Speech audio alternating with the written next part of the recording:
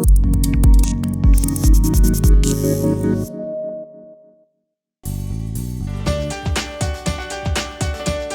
lot of patients have been asking us whether you can catch flu and coronavirus at the same time. Flurona. There is a chance of this if you're not vaccinated against either virus, flu and COVID.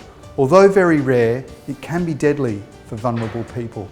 This year, we are more vulnerable to the flu due to lower recent exposure to the virus and less uptake of flu vaccines.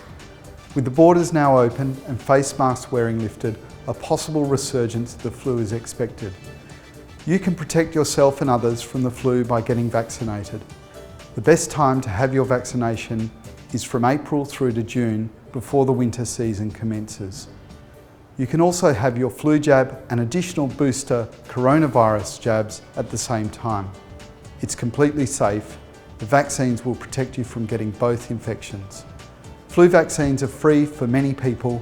Your local doctor can provide you with a flu jab. Keep safe this winter, get your flu jab, and make sure your coronavirus vaccines are up to date.